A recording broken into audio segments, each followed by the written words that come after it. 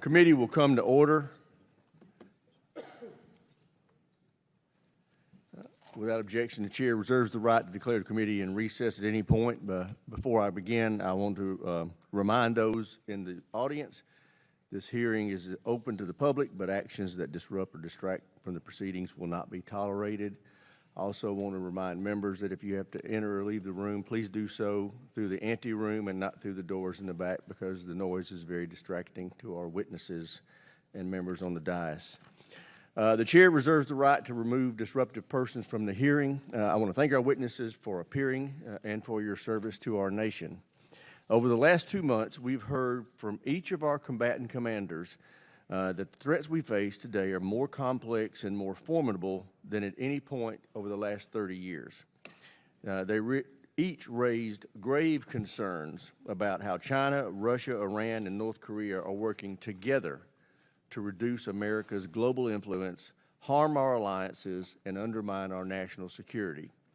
Iran and North Korea are arming Russia with deadly effect in Ukraine. And China's no-limits partnership with Russia is paying off for both countries. Russia is getting critical economic assistance, rocket motors, and microelectronics from China. Putin is using the assistance to keep his economy afloat and to produce the missiles, aircraft, and other weaponry that is devastating Ukraine. China is getting cheap oil and vital missile technology and enriched uranium from Russia. Xi is using the assistance to help his economy recover and to fuel his breathtaking buildup of space-based and nuclear weapons. China is also buying over 1 million barrels of oil a day from Iran in defiance of Western sanctions. The Ayatollah is using the oil revenues to fund his nuclear ambitions, arm his terrorist proxies, and launch an unprecedented and unjustified direct attack on Israel. Putin supports the rapid modernization of our military, a budget that fully funds readiness to ensure we can fight tonight, and a budget that will improve the quality of life of our service members so we can recruit and retain the most lethal fighting force on the planet. Unfortunately, this budget does not do those things. The 1% increase it proposes entirely is inadequate. It actually is a 2% cut when you factor in inflation. But this is the hand dealt to us by the Fiscal Responsibility Act that we all have responsibility for enacting. As we move to mark up the FY25 NDA, we will play that hand that was dealt us. But we all need to understand the risk to our national security that this level of investment presents. I look forward to hearing from our witnesses about what this budget means for our military readiness, our modernization timeliness, and our efforts to improve service member quality of life. And most importantly, what this budget means for our ability to deter our increasingly undeterred adversaries. With that, I yield to my friend and colleague, the ranking member, for any opening statement he may have. Thank you, Mr. Chairman. I want to welcome our witnesses, Secretary Austin, General Brown, Mr. McCord. Thank you for being here, and thank you for your leadership in very, very difficult times. I think the chairman laid it out fairly well. It can be summed up as big threats and a tight budget. And you have to figure out how to make that work. But as the chairman noted, we have that tight budget because that's what Congress passed and the president signed, so we will have to find a way to live within it. I think the national security strategy lays out those threats quite well. China, Russia, Iran, North Korea, and then various transnational terrorist groups, all of which are causing challenges across the world. I don't disagree with the chairman's assessment of those challenges, or how increasingly the problem is they are working together more and more to coordinate those threats in a way that are deeply challenging. We do want to hear today, obviously, about the two specific hottest spots right now, what's going on in Ukraine. It is good that Congress finally passed the aid package to Ukraine. The months of delay were very costly. Would be very interested in your military opinion about where the fight in Ukraine goes from here, in Ukraine's ability to hold off the assaults that are coming from Russia. In the Middle East, the war rages on with a continual threat that it could spread. I want to compliment the administration and Secretary Austin in particular, Chairman Brown, for the work to try and contain that, to work with our partners, to work with our allies. But that challenge continues. And I think it is even more important that President Biden continues his push to try to get a humanitarian ceasefire in Gaza with the release of the hostages. I know the president has been negotiating that. A number of terms have been put on the table. Hamas has repeatedly refused to accept that. I don't think we should stop trying to get to that humanitarian ceasefire going forward and to work to make sure that we get more aid into Gaza. I know that we have begun to build the pier to help get aid in from the sea. Any and all efforts necessary must be put in place, which I very much appreciate. In terms of dealing with the big threats on that tight budget, I want to advance the idea, two things. One, we need partnerships and we need diplomacy. We cannot do it alone, and we cannot fight everybody everywhere all at once. We may not like a wide variety of things that these actors that we've talked about are doing. We have to live in the same world that they do, which means we have to talk to China. Yes, at some point, I believe we need to talk to Russia. We need to use our diplomatic skills and our partnerships and alliances, because one of the things I'm really worried about is that Iran, Russia, China, and the others, they're beginning to build partnerships. They're beginning to undermine our economic might. The chairman laid out how they are fighting back against our sanctions by working together. We cannot alienate the entire world and still meet these threats. We need the rest of the world on our side. So I hope we will consider building on the partnerships and diplomacy that we have used. I think the AUKUS agreement is a great example, the Quad that we've used, the 54-nation partnership that was pulled together to help Ukraine fight off Russia. All those are good examples, but we need to build on that. Lastly, I just want to foot-stomp what the chairman said about recruitment and retention. Thank him and thank the Quality of Life panel, Representative Houlihan, Representative Bacon led, which is focused on making sure that we give our servicemen and women and their families everything they need and give them the support. They are the backbone of our military, without any question, and they deserve our support. With that, I look forward to the testimony, and I yield back. Thank you. I thank the ranking member. Our witnesses today are the Honorable Lloyd Austin, Secretary of Defense, General C.Q. Brown, Chairman of the Joint Chiefs. Accompanying the Secretary and the Chairman is the Honorable Mike McCord, Undersecretary of Defense. He serves as the DoD's Chief Financial Officer and is available to answer questions. No small job, given that he's the Chief Financial Officer of the largest organization on the planet. With that, we will recognize our first witness, Secretary Austin. We'll start with you.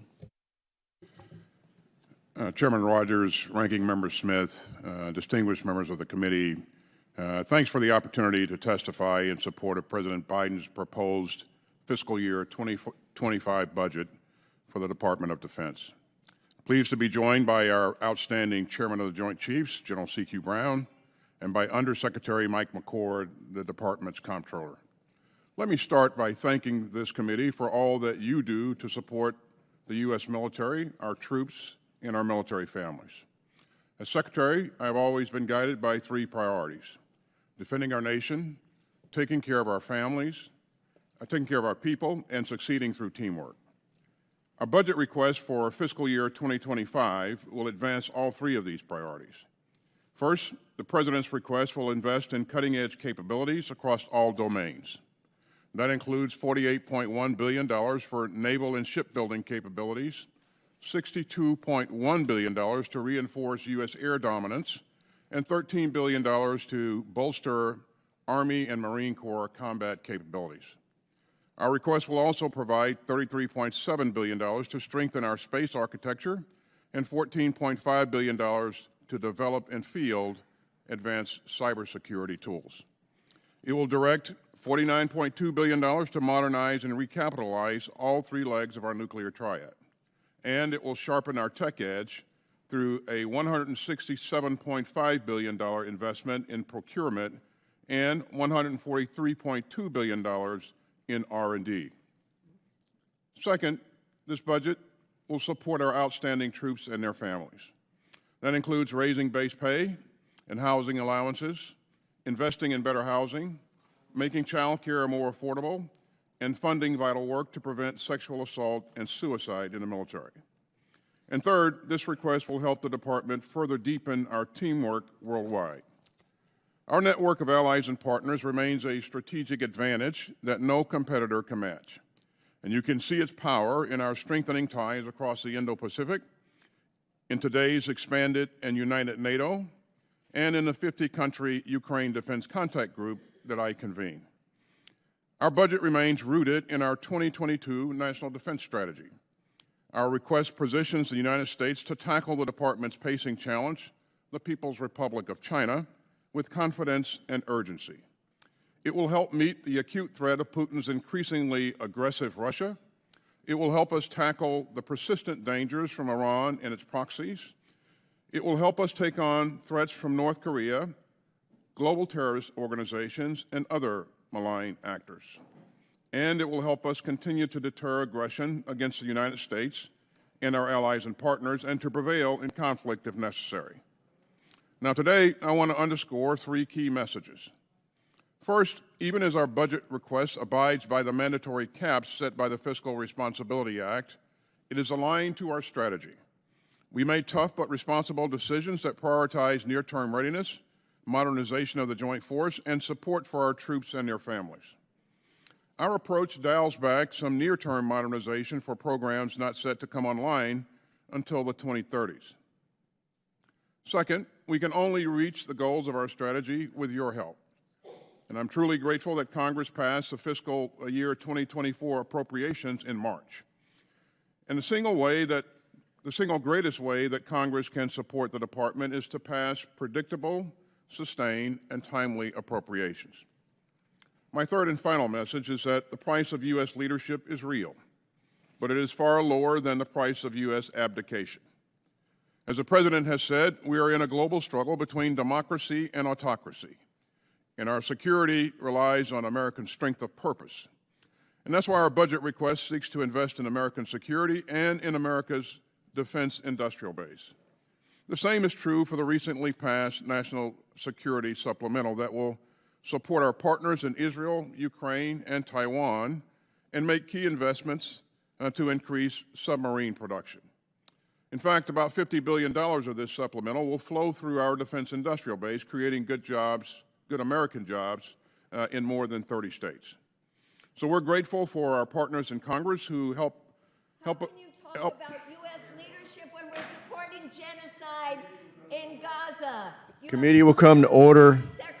I'd like to formally request those in the audience causing disruption to cease their actions immediately. Security, I'm going to ask you to remove the disruptive persons. It is illegal, it is immoral, it is disgusting. The whole world is watching what we are doing in Gaza right now. Secretary General, you are supporting a genocide. Stop supporting genocide. Free Palestine. Stop supporting genocide.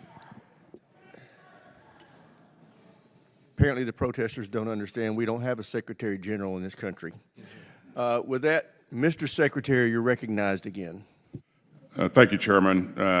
We're grateful for our partners in Congress who help us make the investments needed to strengthen America's security through both the supplemental and the President's budget requests.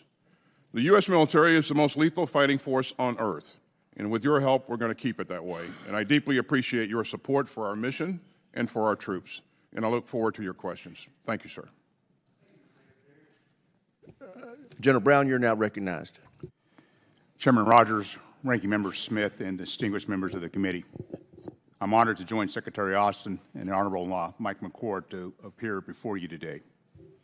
On behalf of the Joint Force, Department of Defense, civilians, and our families, I want to thank Congress for your steadfast support and the opportunity to testify on the fiscal year 2025 defense budget request, which reflects our shared commitment to national security. I also want to thank you for passing the National Security Supplemental, which provides vital support to our allies, partners, and our defense industrial base to counter aggression and strengthen our joint force capabilities and capacity in preparation for any future contingency. The global security environment is increasingly complex. The 2022 National Defense Strategy identifies 5 key challenges. The People's Republic of China, our pacing challenge, continues its risky behavior around the globe.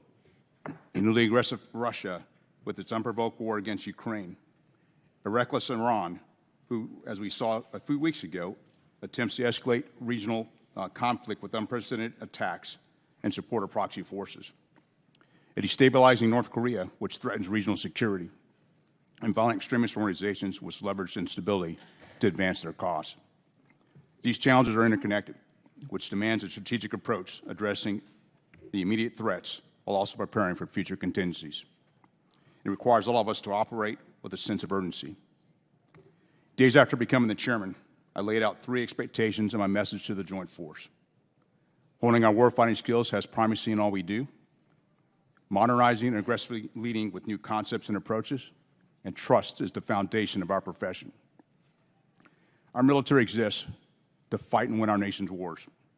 We train every day to ensure we are so good at what we do that we deter any adversary from engaging the U.S. in conflict. This budget requests $147 billion to sustain readiness and ensure the department can counter near-term threats. We are also focused on better integrating our allies and partners in our planning and operations by investing in critical programs and Suspend. We will remain in recess until the disruptive individuals are removed from the chamber.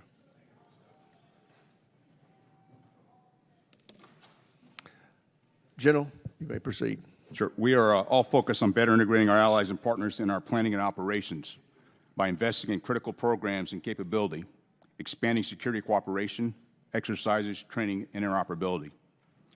Our investments in readiness ensure the Joint Force can respond when the nation calls. While we are focused on readiness for today, it is critical to modernize and lead with new concepts to prepare for tomorrow.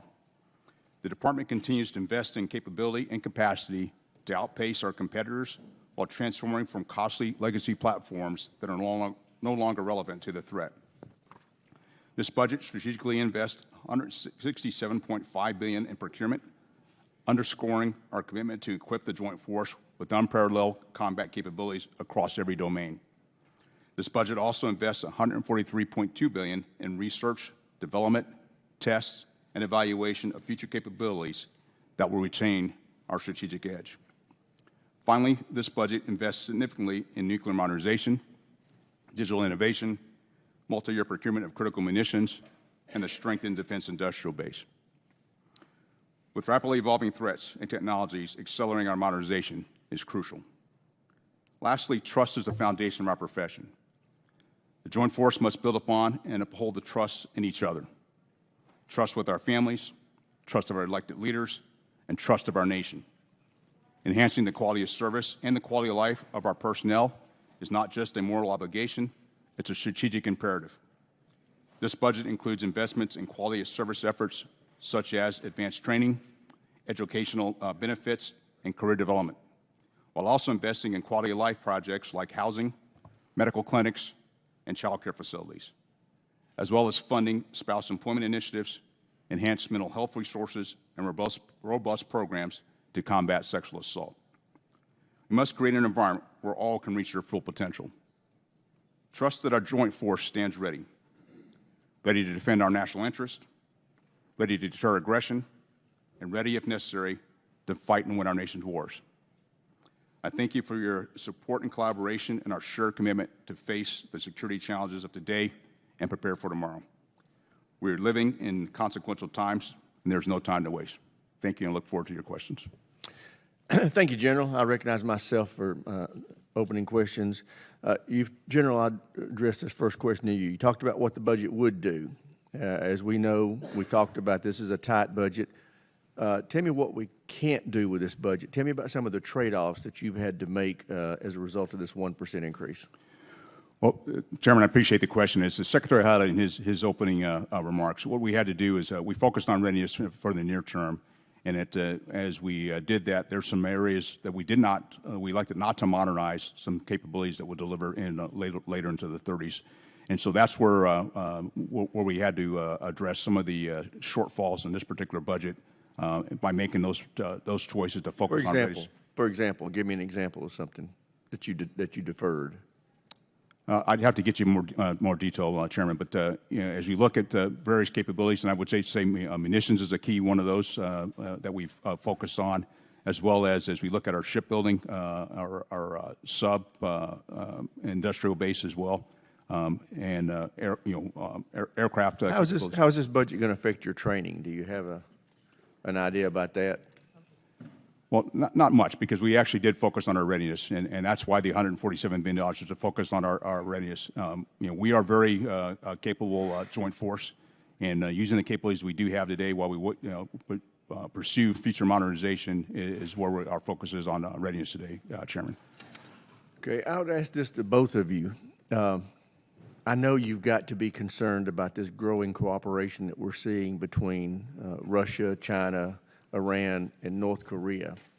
Do you feel like that this budget adequately resources our ability to deter their organized and unified aggressive behavior in the coming years? Mr. Secretary. Thanks, Chairman. The growing nexus between the PRC, Russia, and the DPRK and Iran is concerning, and this is something that we are watching very closely. As we look at what Russia's doing, because of the damage that Ukraine inflicted on Russia's land forces, Russia turned then to DPRK for additional munitions and in the form of artillery munitions and missiles. Iran is providing Russia with drone capability, technology, and actual drones themselves. And that's made a difference in Russia's ability to recover from what the damage that Ukraine has inflicted on them. And then North Korea, again, it's becoming more confident because of its affiliation with Putin. So this is very concerning. Something that we're going to have to watch. Something that we're going to have to make sure that we have the capability and capacity to work with our allies to continue to deter and continue to promote peace and stability in each of the regions. But to your point, very concerning and something that that we're going to have to stay on top of going forward. So. General Brown. I would echo the Secretary's comments about being very concerning and watching how these countries are working and somewhat interconnected. By the same token, what I have seen in the 7 months, tomorrow will be 7 months I've been in the job. I've engaged about 170 times with my counterparts from around the world. And what I've found is, as the world has gotten more complex, the work with our allies and partners has strengthened. We watch how NATO has strengthened. NATO is larger, but as I engage with nations in Europe, they're focused on the Indo-Pacific, and the Indo-Pacific nations are also focused on Europe, because all these are it's a global threat to all of us. And that dialogue is definitely increased, and I've seen that happen in the jobs I've held as a senior leader. When you talk to your counterparts around the world, what resources would they like to see us bring to the table as a part of that effort to combat or deter the behavior you just described? Well, what I would highlight is they're concerned about our collective defense industrial base and bringing capability. One thing I do find as I engage around the world is that U.S. capability, U.S. equipment is highly desired. And we've got to be able to provide that capability and equipment, and those are the things that they are keenly interested in. They're also interested in our ability to work and be able to interoperate, even when they have their own defense industrial base that they're also trying to increase as well. And so it's how we work together and to break down barriers, to be able to work across our industries, across our services, or across our governments will be important. Thank you, General. I yield to the ranking member. Thank you, Mr. Chairman. Obviously, there's a ton of topics we could cover. I just want to ask one question, and that is on recruitment and retention. I know, Secretary Austin, this has been a particular focus of yours for some time. Can you update us on how we're doing? Obviously, the pandemic was a huge challenge coming out of that. There have been other challenges. Where are we at, in your opinion, on being able to recruit and retain the service members we need? You're right, sir. COVID really caused us a significant problem in our inability to get into high schools and work the areas that we typically work for recruiting. Post-COVID, we have been able to reverse those trends, get back into the high schools, to advertise in the right markets, to reestablish contacts with centers of influence. Each of the services has made a concerted effort to hire the right kinds of recruiters and put the right kinds of recruiters, out there to represent the services, and that's proving to be very, very helpful. As we look at where we are right now, we see the curves beginning to bend, and in favor of more productivity. I expect that Army, Air Force, Space Force, and the Marines will all make mission this year, just based upon their forecasts, and I attribute that to their hard work. I mean, they've been doing a lot to reverse these trends, and this is the tightest job market that we've seen in a very, very long time. So there are plenty of jobs for people to have or to get, and so this has been very competitive. But I think the services are doing the right thing, and again, I have to attribute this to their hard work and their focus. The senior leaders are focused on this in a major way, and I talk to them about this routinely. On top of that, retention is the highest that it's been in a very, very long time. And so when troops join us, they want to stay with us. And a good part of that is because of what you continue to do to help resource us to provide for them and their families. So. Thank you. General Brown here. Well, thank you. As the Secretary highlighted, we do see a positive trend. And since I've been not only as a service chief watching this and coming through COVID and watching the numbers change, but also as a chairman, I've had a chance to sit down and meet with recruiters from all of our services. I've gone to one of our processing centers to take a look and ask questions about the things we can do to increase the throughput through our recruiting stations. At the same time, it's how we engage. And one of the things when I talk about trust, it's how we that have served, what inspired us to join, and how we inspire the next generation, and how we engage and show all the opportunities that are available by serving in our force or serving the nation at large. And so we do see some positive trends. And I would also say the same thing with retention. The numbers, we're meeting all of our retention, and we're doing very well there. But we got to continue. We can't rest on our laurels, and that's why the support of this committee and the Congress, particularly as you look at the quality of life, does play a role because it plays a role not just for the member, but it plays a role for their family as well. Absolutely. Thank you very much. I yield back, Mr. Chairman. Chair, now recognize the gentleman from South Carolina, Mr. Wilson. Thank you very much, Mr. Chairman, and thank each of you for being here and your service on behalf of our country. And to me, it's so clear that the primary function of the national government is to do for us what we cannot do for ourselves, and that's national defense. And so your service is more important than ever. And putting that in the context, too, what we're talking about is deterrence of peace through strength. And so what you're doing could not be more important. And I particularly appreciate military service. I have 4 sons who have served in Egypt, Afghanistan, and Iraq. My Navy son, the benefit of military service is so exciting. My son served as a Navy doctor in Naples. I now have 3 grandchildren who speak perfect Italian. So I look at military service as opportunity to serve, but opportunity for fulfilling and meaningful life. And so what you're doing, and I'm so happy to hear about retention being good, Mr. Secretary, that's great. Putting that in perspective, too, your service today is more important than ever. It's been referred to in bipartisan with the terminology by Ranking Member Smith of partnerships among adversaries. The leadership that we have with Chairman Mike Rogers, who stood up against the dictators, and then your reference to authoritarians or autocrats against democracy. I like to phrase it as dictators with rule of gun who are invading democracies with rule of law. This is not a war that we chose. This is a war that war criminal Putin chose on February 24, 2022, when he invaded Ukraine and conducted mass murder. This is another indication with the invasion by Iran with its puppets of Hamas of Israel on October 7. And we need to do all we can to deter the Chinese Communist Party from an invasion of the terrific country of Taiwan. With all of this in mind, over and over again, we should be grateful.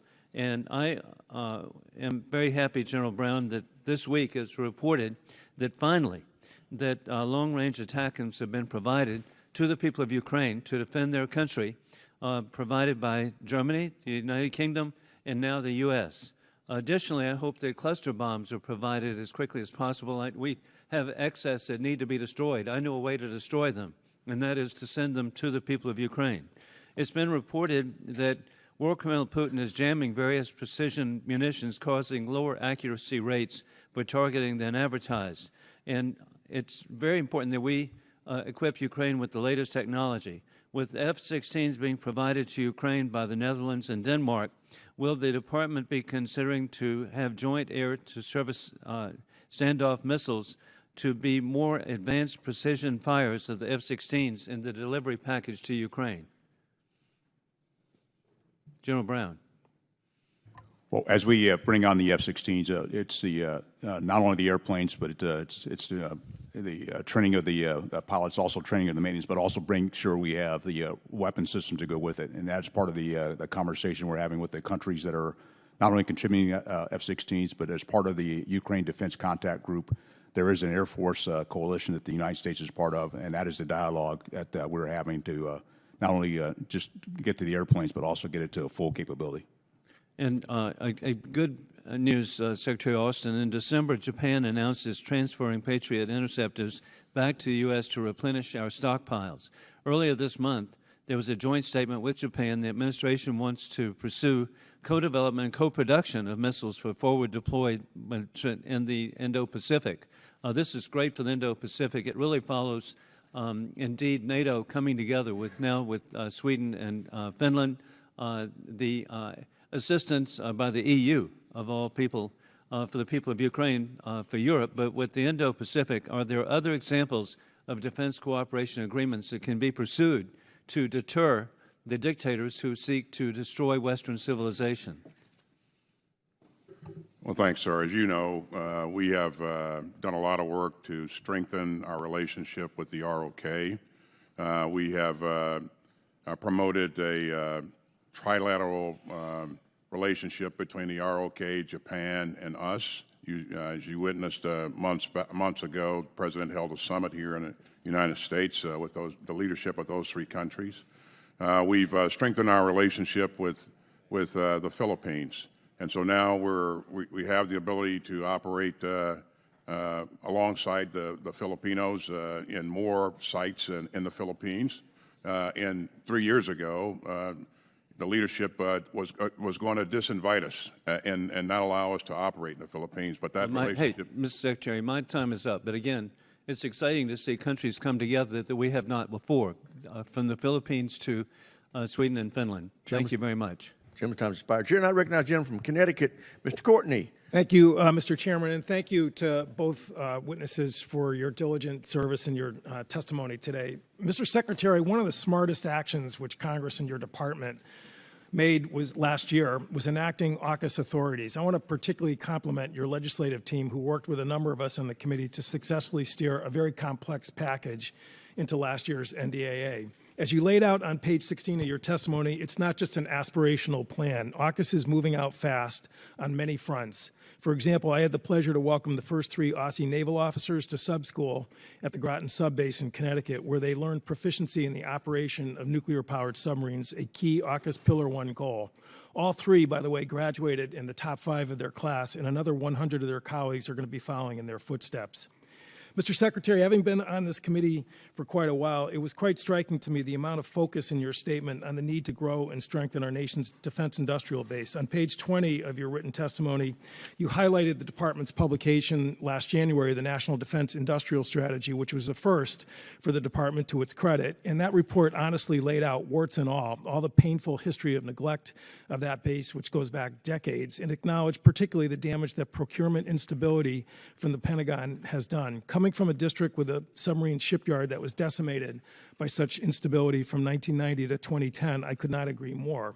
Over the past 13 years, however, Congress has led the way to stabilize that yard and other yards and their supply chains with steady 2 Virginia submarine per year procurement, and the workforce has rebounded from a low of 9,000 to 23,000 today. COVID's pandemic did slow down production, and it's undeniable that the recovering pace needs to continue to pick up. But I would note that contrary to the narrative coming out of the department, starting last fall of 2023, 4 submarines have been or will be delivered to the Navy by the end of 2024. USS Rickover, New Jersey, Massachusetts, and Iowa, and Idaho and Arkansas are slated to be delivered in 2025. The supply chain has rebounded as well, with Congress's SIB investments going back to 2018. Those investments need to continue, but so does procurement stability. Unfortunately, the 2025 budget plan has injected unexpected new instability by cutting a sub, a direct deviation from last year's fit-up in the Navy's shipbuilding plan. And I would argue is also contradicts the National Defense Industrial Strategy's warning about the need to maintain procurement stability. As the Wall Street Journal powerfully noted, U.S. submarine technology is a crown jewel of America's military power and a true advantage over a rapidly expanding Chinese naval fleet. Buying only 1 boat is a terrible signal for capital investment, and it tells adversaries that the U.S. is not serious about rearming. I don't totally buy that last comment, but I would say that having been home since the budget came out, I've talked to supply chain companies who are hitting the pause button on planned investments. This has a real ripple effect when that signal shows instability.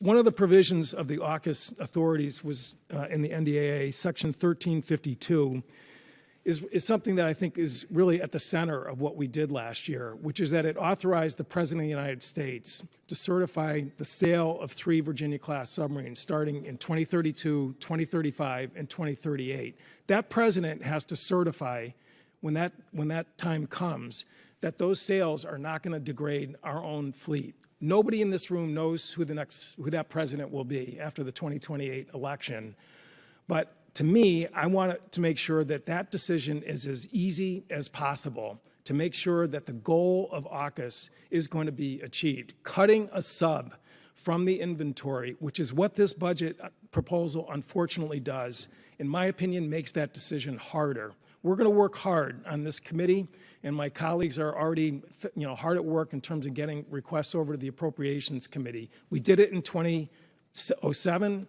We did it in 2013 under the Obama administration. We did it in 2020 under the Trump administration.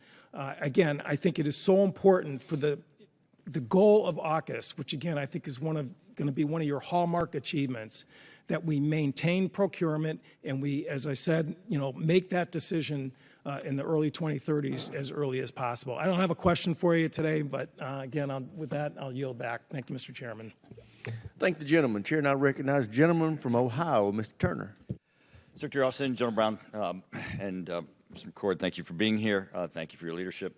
Secretary Austin, I know you are aware that last week our ambassador to the United Nations, in conjunction with the Japanese, brought forth a resolution to the UN Security Council asking for all nations to prevent a dangerous nuclear arms race in outer space and to calling for a prevention of a nuclear arms race in space. This resolution was blocked, vetoed by Russia, and abstained by China.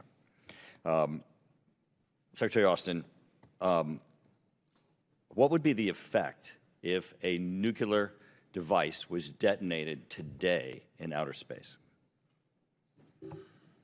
It would have devastating consequences on a lot of our capabilities in space, not only our capabilities, but the capabilities of other countries. And so for that reason, we think it's irresponsible for anybody to even consider deploying or employing a nuclear device in space. Well, Mr. Secretary, General Michael Traut, the commander of Germany's Military Space Command, agrees with you. He stated the worst-case scenario of an indiscriminate nuclear blast in space, radiating out at a satellite-frying electromagnetic pulse across low Earth orbit would be devastating, as you had said, for everyone.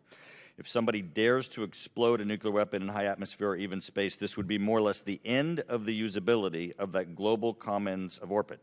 Deploying a nuclear weapon in space would also be counter to the United Nations Outer Space Treaty of 1967. In addition, it would have catastrophic effects on civilian use of space and our commercial use of space. Mr. Secretary, why would someone put a satellite in space that has nuclear capabilities to detonate a weapon in space as opposed to just use a missile or an ICBM to detonate a nuclear weapon in space? Certainly, a device like that would have could have a much more extensive impact and cover more ground, for lack of a better term, with one device than an anti-satellite weapon, which is directed towards a specific target.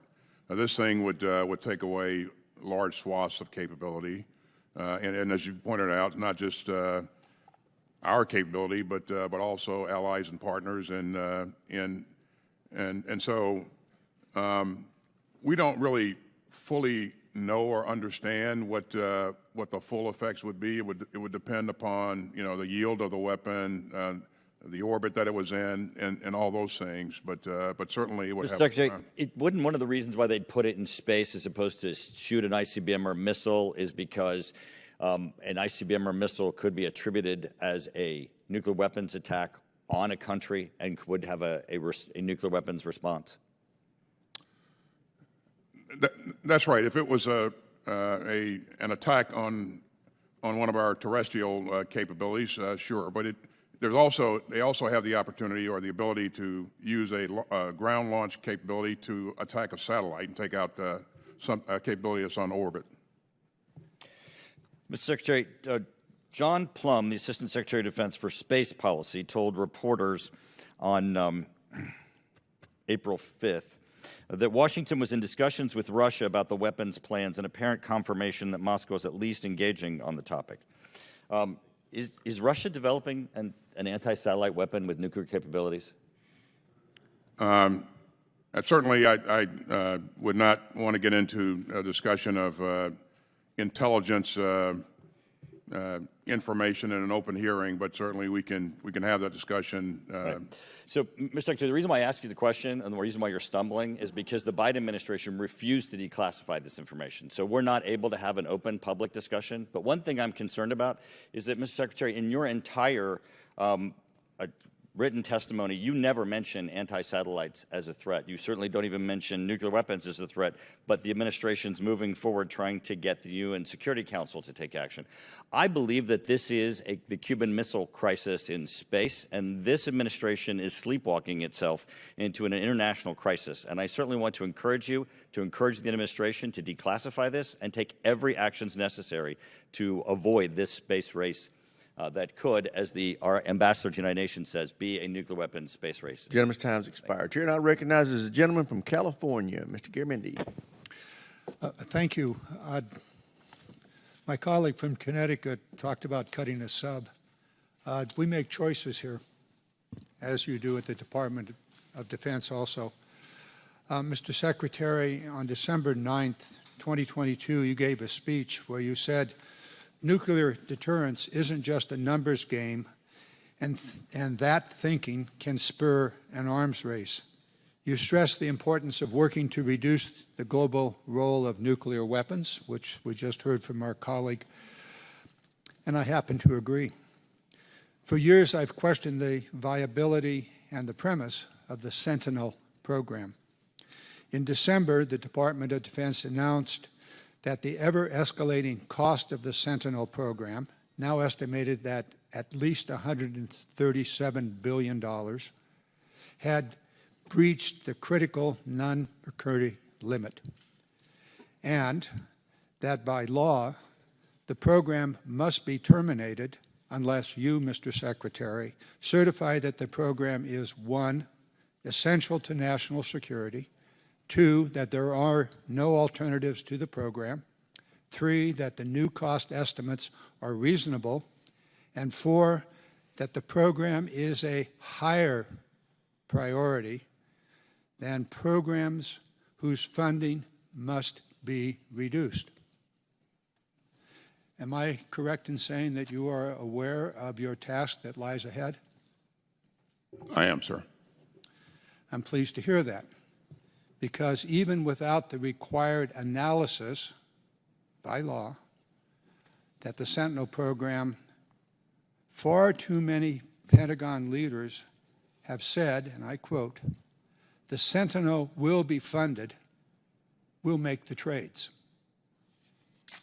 Mr. Secretary, can you assure us that you will require that a truly fulsome and critical analysis of the Sentinel program will be made, and that the alternatives, for example, a submarine, will not be funded so that the Sentinel program can go ahead?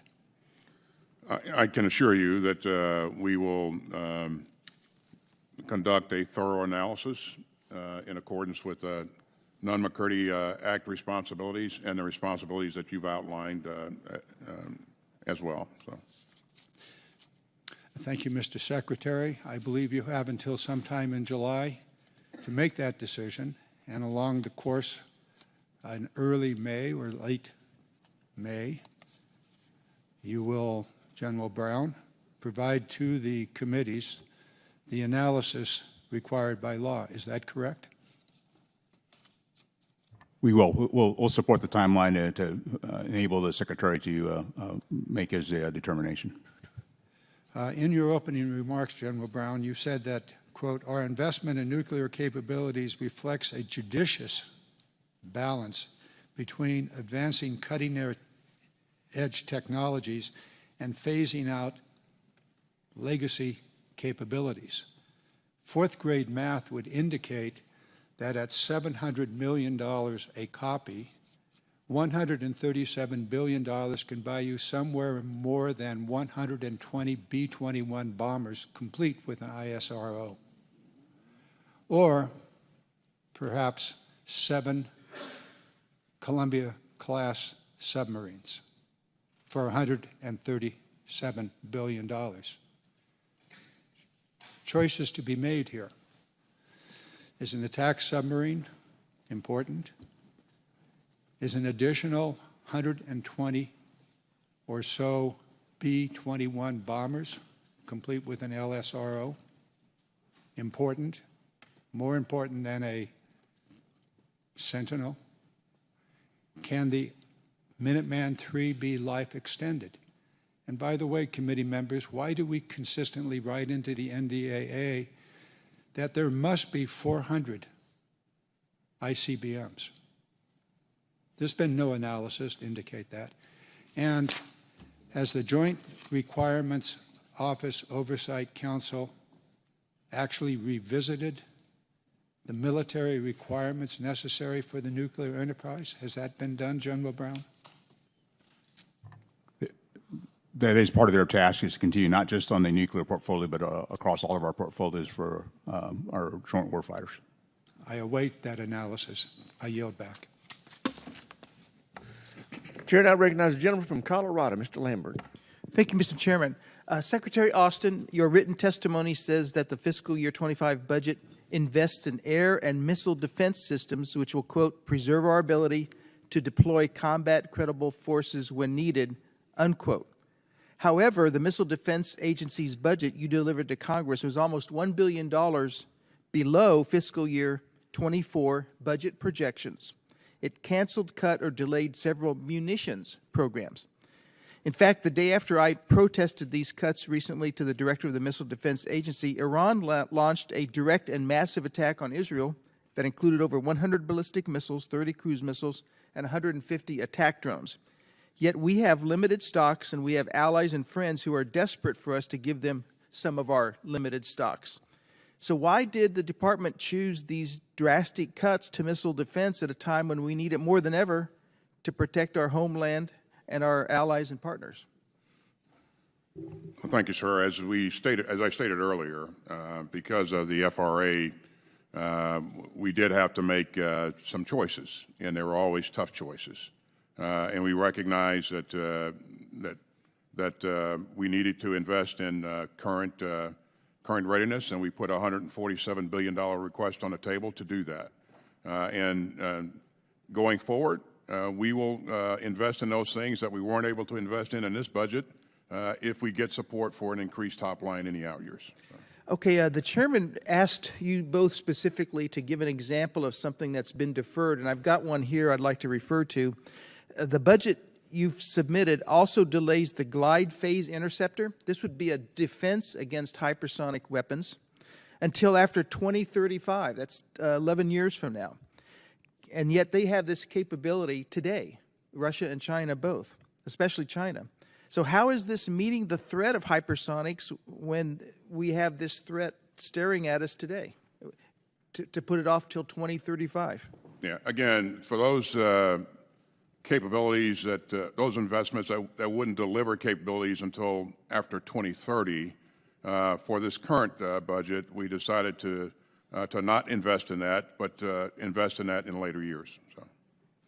Well, thank you for clarifying that, but I'm thinking we need to re-examine.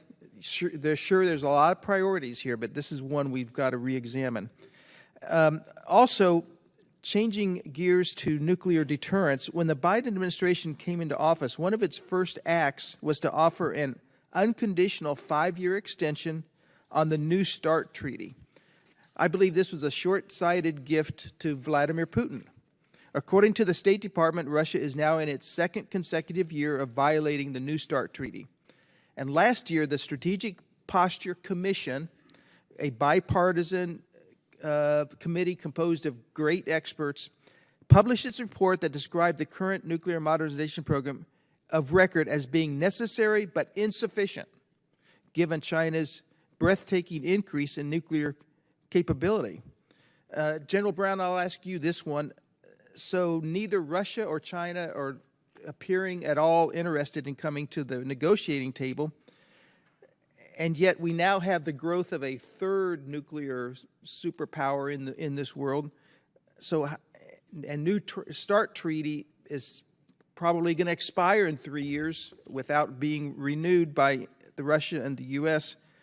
What should we be doing to prepare for that eventuality? Thanks for the question. And what I would say is what we need to do is not only thinking about the treaty, and I realize that'll be policymakers, but from my perspective as a chairman, as a warfighter, is making sure we are getting capability in our nuclear portfolio, but also our conventional portfolio. I sat down with the Strategic Posture Commission. We talked not only about our nuclear portfolio, but also our conventional capabilities as well. And what's really important to be able to do that is to have consistent funding, consistent demand signal to provide that capability as we work with our defense industrial base. And those are the things we'll need to do. As the Secretary highlighted, right now we're focused on readiness based on the Fiscal Responsibility Act. But as we look to the out years, we do need to focus on not only identifying the capability, but giving it consistent funding and then being able to accelerate that capability into the hands of our warfighters. Okay, well, thank you both. We are addressing some of the immediate needs right now, I believe, in a good way, but we really need to look at these out years for what's going to be coming down later. Thank you, Mr. Chairman. I yield back. Thank the gentleman. Chair, and I recognize the gentleman from New Jersey, Mr. Norcross. Thank you, Chairman, and to the witnesses for being here today and certainly for your service to our nation. In your opening remarks, and quite often prior to this, we've talked about the American Defense Industrial Base. And certainly coming out of the pandemic, and since then, with the wars raging primarily in Ukraine, we've seen the imbalance that we are having in the industrial base, that we have those risks in the supply, production, and the delivery. And certainly you have started, and we must have what I would call more aggressive posture in order to build that up. Because not only does it need to be resilient and reliable, it also needs to be affordable. And certainly starting from behind the finish line, building that up in a quick way is usually not the most efficient. So to date, and this would go to you, Secretary Austin, is what has the department done from where we started a few years ago on this quick and immediate need to build up in particular our munitions space. Could you elaborate on some of the steps we've taken? Yeah, in order to maintain our competitive edge, we're going to have to continue to invest in munitions, and we're doing that. We've done that with your help. As you know, for 24, we asked you for a number of multi-year procurement authorities, and you supported us with that request. And over the last 3 years or so, we've invested north of $75 billion in munitions, which, and it's, I might add, in the supplemental that you just approved for us. There are resources in that supplemental that help that we apply to the industrial base and help them expand to increase their capacity, so to meet the current demand and the demand in the future. So I want to thank all the members for that. But we put a lot of work into working with industry leaders to increase capacity, increase capability, and again, with your help, that's been very effective. Now we also need to work with allies and partners to increase international capacity as well. And my Undersecretary for Acquisition and Sustainment is leading the charge to work with other countries to promote them expanding their industrial base as well. Even after everything is all said and done, as you know, we're going to have to make sure we're producing enough capability to help allies and partners who've dug deep in support of Ukraine and other things, help them replenish their stocks after we've replenished our stocks as well. So. Well, certainly appreciate that, and sending the right signals to industry so that they are prepared is incredibly important. And that leads me to the next question. The assessment and how we're going to manage at some point, hopefully sooner than later, that we are going to build not only our stocks up to the tune of $50 billion under the aid package, but to help our allies and partners. How are we going to send the correct signals to industry that when we meet that, it's just not going to drop off? Mr. Courtney talked about the submarine base of years ago and what happened that when we abruptly stopped. How are we going to manage our munitions base that we're building up now, but when we backfill, how are we going to handle that? Well, it's certainly something that we are focused on, and we will continue to work with industry on. There's certainly when the demand shrinks a bit, we have to be cognizant of the fact that we have to have a capability to rapidly expand if required. Now, the way that we produce munitions, the way that we design production lines, all of those things have to be taken into account. Maybe there are things that we can compress so that we can rapidly expand when called upon to do that. But those are things that we're taking a hard look at, and industry has been very supportive thus far, and I expect that they'll be supportive going forward. We got to send the right signal to them to the point that you're making.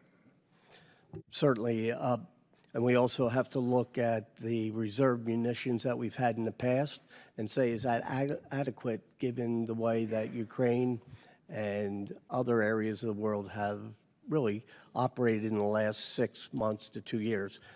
Certainly, that is incredibly important, and I yield back. I thank the gentleman. Chair now recognizes the gentleman for Virginia, Mr. Whitman. Thank you, Mr. Chairman. I'd like to thank our witnesses for joining us today. Thanks so much for your service to our nation. General Brown, I wanted to discuss the cost and exchange ratios between our weapons and weapons of our adversaries. You know, I've talked all the time about the way we win this competition is we have to get more per our dollar than the Chinese get per their yuan or the Russians get per their ruble. And unfortunately today, that's not the case. I know you've supported CCAs and that sort of accumulation of mass where we can do quickly. I think that is absolutely where we need to be. I want to talk a little bit about the unit costs of where we are today. The unit cost for an SM-6 missile is $4 million. The unit cost for a Shahed 136, the kamikaze-style drone that is being used by Iran against Israel, being used by the Russians against Ukraine, is $50,000 a copy. I'm not a mathematician, but this is not sustainable. I want to show the other slide, too, where we talk about the annual production for SM-6 missiles. United States, we build 125 SM-6 missiles a year. If you look at the production of the Shahed 136, 6,000 a year. I'm not a mathematician, but this math just doesn't add up. There's no way that we can counter, both in mass and in cost, what we're seeing from our adversaries. And this is in many other areas around the world, and we've seen this developing capability. I want to make sure that we're doing more to do the right thing to counter these threats. I want to know, why does the Joint Staff, using the Joint Requirements Oversight Council, continue to support exquisite requirements in the face of these expendable platforms that our adversaries are using? Listen, we're going to go Winchester really fast, not just on ammunition, but also on money. Tell me, how are we getting to a point of where we are able to counter these Class 3 UAVs with mass and affordability? Well, I appreciate your question because I'm in the same spot you are. And that's why I often talk about we have to have capability and capacity. It's one thing to have high-end capability but limited capacity, or low-end capability with a lot of capacity. And we've got to be able to balance across that. And so the examples you used on for the SM-6, particularly in you look at the events that happened on the 13th of this month, we used a combination of capabilities to include air-to-air missiles, AIM-9Xs and AIM-120s. And so we got to have a range of capabilities in addition to non-kinetic capability, directed energy. And so that's where my focus is as the chairman. And I am very much focused with the JROC to change that perspective, to ensure that we are not just focused on this high-end capability, but we focus on a range of capabilities to ensure we have many opportunities and options that are cost-effective against the threat. Very good. Thank you. Secretary Austin, President Biden has said in the past that we will defend Taiwan if they are attacked by China. In your estimation, do we have the capability and capacity today to adequately equip our forces to pursue this mission of defending Taiwan? Our military is the most powerful military on the planet, and not only do we have more capability than anyone else, in terms of the ability to use what we have on hand and to integrate fires and to maneuver responsibly and effectively. We also work with allies and partners and increase their capability as well. You've seen us do that pretty effectively in the Indo-Pacific thus far, and we continue to build upon that. AUKUS was mentioned earlier. This is an incredible capability that's a game changer, and it will certainly add to the overall deterrence in the theater. But there are a number of examples like that throughout. So. Let me drill down a little bit further. When we look at what we're going to face in that theater, we're going to be operating in a highly contested environment, which means we have to be able to reach Chinese assets at long range in order to degrade that environment to a contested environment where we have a much, much better advantage. Tell me, where are we with magazine depth and capability and capacity currently with long-range precision strike weaponry in that theater? Well, again, I think when you look at our capability, I think we're in a pretty good place. We never have everything that we want, but certainly it's the mix of capabilities that's important here, and that's our goal, to make sure that we have the right mix of capabilities to ensure that we can be effective. Gentleman's time's expired. Chair, and I recognize the gentleman from California, Mr. Khanna. Thank you, Mr. Chair. Thank you to the witnesses for your service to our nation. President Sisi of Egypt has said that an invasion of Rafah would have catastrophic consequences, both for the humanitarian situation and for broader regional peace and security. President Abbas has said, quote, "It would be the biggest catastrophe in the Palestinian people's history." And yet this morning I read that Prime Minister Netanyahu is saying, with or without a hostage deal, he plans to go in to Rafah. Mr. Secretary, we're the greatest nation in the world. We're the most powerful nation in the world. This is not a time for vague ambiguities. Will you please commit today and send a clear message to Mr. Netanyahu that he should not go in to Rafah? What we have emphasized throughout is that they must do what's necessary to protect the civilians in the battle space. A much better job of what we've seen thus far. And as you know, there are north of 1 million civilians that have moved into that space. That if you're going to conduct operations, then those civilians must be accounted for and hopefully moved out of the area. And certainly, if they were going to conduct operations, we want to see a different approach to those operations as well. But thus far, we've not seen the civilians moved out of the battle space.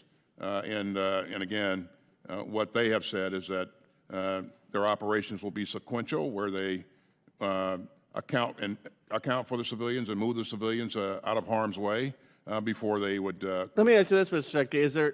Would you oppose it if you don't see a plan? If tomorrow he goes in without a plan, would you oppose that? Of course I would. Yeah. And would there be consequences in that case if Netanyahu goes in without a plan?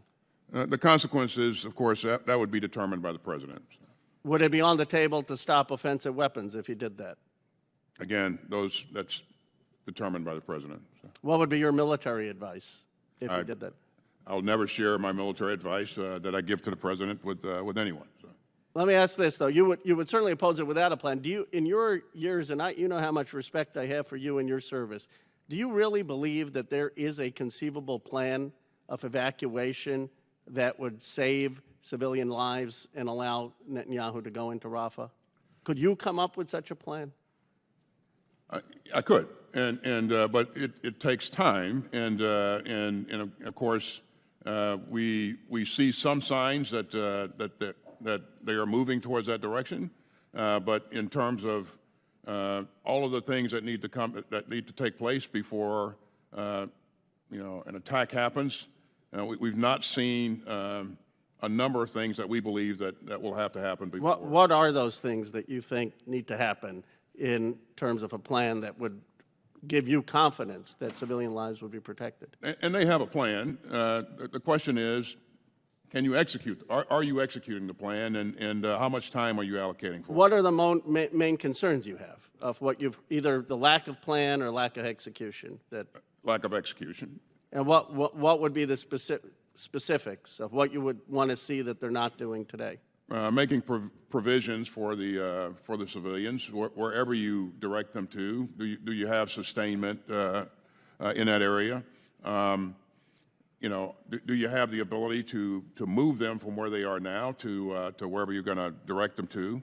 And then are you willing to protect them as you do that? So, the housing, the medical care, all that stuff that needs to be in place. We've seen some signs that some of that's coming together, but clearly not. And where would they move these million people to? So you're saying before they go into Rafah, they would need to move all the million people out of Rafah who are civilians? I doubt that they'll move all of them out, but certainly the preponderance of the people, sure. And they can only go north. My time's is almost expired. If there are 300,000 left, I mean, do you have a sense if they were to go in, how many deaths, civilian deaths, we're talking about? Or, I mean, if they were to go in?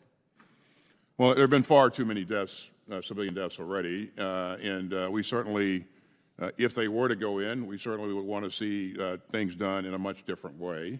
And the number of civilian deaths would depend upon what they're doing and how they're doing it.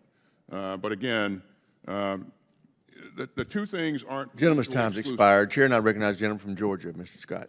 Thank you, Mr. Chairman. I ask unanimous consent to submit for the record an article from Financial Times dated April 28th, 2024. Without objection, so ordered. Titled, Western Banks in Russia Paid 800 million euro in taxes to the Kremlin last year.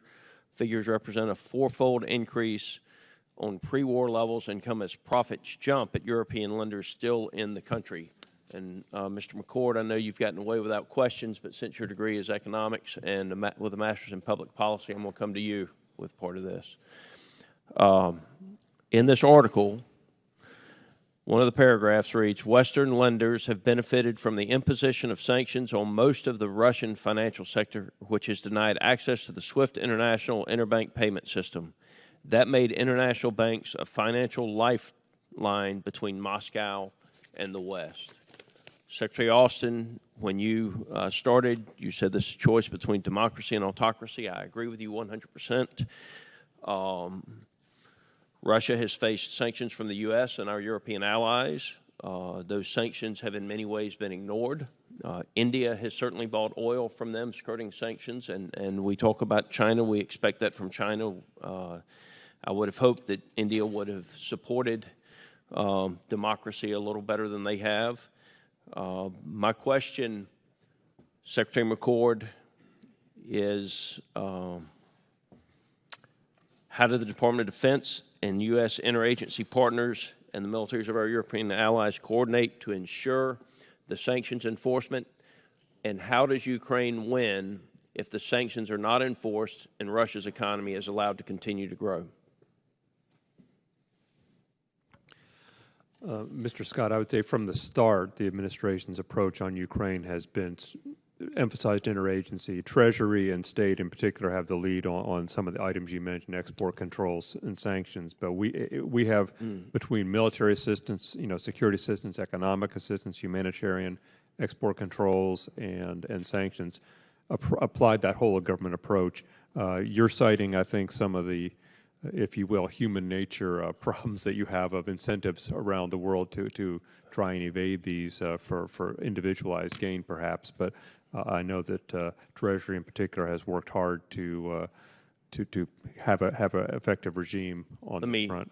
Half my time's gone, Mr. McCord. I appreciate your answer. I respectfully disagree with you. I think that the Biden administration could have done more to enforce the sanctions, and I think that our European partners could have done more to enforce the sanctions, and I think that if Russia's economy was not growing, then Russia would not have been able to reconstitute its military and its military industrial base the way they would have, and it would not be costing the Ukrainians what it is in people, and it would not be costing the world what it is in support financially and with weapons if the sanctions had been enforced. General Brown, what is the impact on the battle space when sanctions are not enforced? Well, not being an economist, but being a warfighter, I think the key part I would highlight to you is the access to capability on either side, and that can determine the outcome of a military conflict. The quantity and the quality of the weapons that your opponent has because of the money they have. Is that a safe answer? That's a fair statement. That's my concern with the sanctions not being enforced, not just by the Biden administration, but by our European partners as well. Do you have the necessary authorities to take military action against the shadow fleet of vessels that's illegally transporting Russian oil and funding Vladimir Putin's war? That is not something that we are, from an authority standpoint, that we are, as a military, focused on right now. I mean, we've been focused on supporting Ukraine, and we work closely with the interagency on how we identify to address. I have a tremendous amount of respect for you, General Brown, and you too, as well, Secretary Austin. But I will tell you, supporting Ukraine means defeating Vladimir Putin in Russia. And if we're going to defeat Vladimir Putin in Russia, then we have to do two things. One is we have to enforce the sanctions so that his economy will fail and he cannot continue to reconstitute his military and build the weapons that he is and supply the weapons that he is. And the other thing is we've got to be willing to punch him back inside Russian territory. And so when I see a Biden administration that won't enforce the sanctions and our European allies not enforcing the sanctions, and then when Ukraine hits Russia in Russia, Biden saying, please don't do that anymore, Jim's that's a time's problem. expired. Chair now recognizes the gentleman from Massachusetts, Mr. Keating. Thank you, Mr. Chairman. I want to thank our country's leaders in defense for their service. 8 days ago, I was at the Polish-Ukraine border visiting with our 82nd Airborne, who were doing a logistical job that no other country in the world could do, and thank them for their service. 7 days ago, I spent nearly an hour in Kyiv with President Zelensky. During that time, we had a far-reaching conversation, but time and time again, the most important thing he hammered in to all of us, there's only 4 of us, bipartisan group, but was the need for air defense. You know, in Ukraine, they have an air defense. In Kyiv, their second largest city, was getting pummeled as we sat there, Kharkiv, with major attacks. He thanked us for the supplementary package, but can you tell us what we're able to do to help Ukraine's air defense? They're a resilient country. They're producing their own armaments in the midst of a war. But what can we do to improve that air defense? Well, certainly, thanks, sir. And first of all, thanks for visiting, and thanks for your support, and along with all your colleagues to get the supplemental approved. That was a big measure of assurance to our colleagues there in Ukraine and to our allies in NATO. So, as you know, I convene some 50 countries every month to talk about how we're going to continue to provide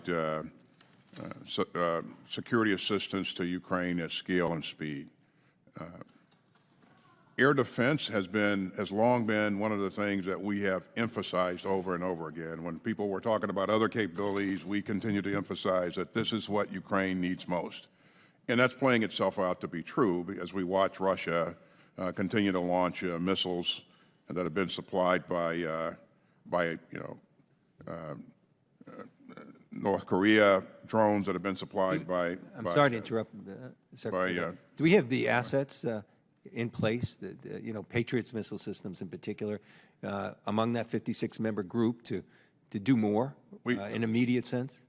There are countries that have Patriots, and so what we're doing is continuing to engage those countries. I have talked to the leaders of several countries, myself, here in the last 2 weeks, encouraging them to give up more capability or provide more capability, and so we're going to stay with this.